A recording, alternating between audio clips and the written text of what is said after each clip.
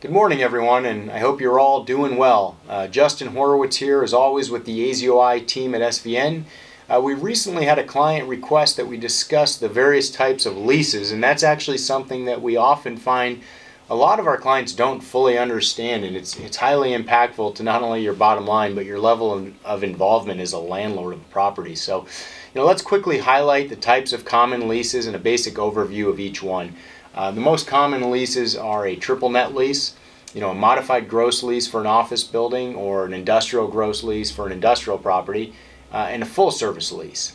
So a triple net lease is by far the most favorable to the landlord. In a pure, or oftentimes called an absolute triple net lease, the tenant pays the landlord rent, pays their own utilities, pays for the operating expenses for the property, and reimburses the landlord for all the operating expenses. So landlord's insurance, property taxes, association fees, if in an office condo complex, and even property management expenses. So not only that, but in a triple net lease, the tenant is fully responsible for all repairs and maintenance of the property, including HVAC units, roofs, structure, parking lot repairs, etc. Now, of course, everything is negotiable, and it's not uncommon that a landlord and tenant will successfully negotiate some of these terms such that it's more fair for both parties. But that's the general concept. On the opposite end of the spectrum is a full service lease. The tenant pays the landlord rent, and the landlord receives reimbursements subject only to the base year clause of that lease, which candidly requires its own separate explanation, which we'll do another time in another video. Additionally, in a full service lease, the landlord remains fully responsible for the management, repairs, and maintenance of the property. We see full service leases in a lot of multi-tenant office buildings with common areas and suites that don't have separate electrical meters.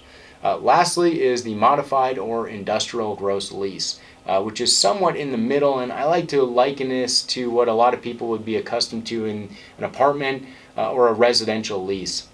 In this instance, the tenant pays the landlord for rent, and the lease is handled much like that of a full service lease. However, the tenant pays for its own utilities to the property via its separate account with that provider.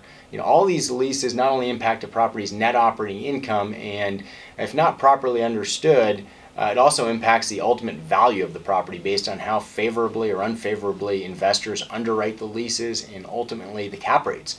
Again, possibly another topic for another time in video. I hope this helps clarify a fairly basic yet often misunderstood aspect of commercial real estate. So I'm Justin Horwitz with the AZOI team. If you have a lease that you need to clarify or you're contemplating leasing your property and need assistance determining the best route for you, please do reach out and let me know how I can be a resource. Have a great week. Thank you.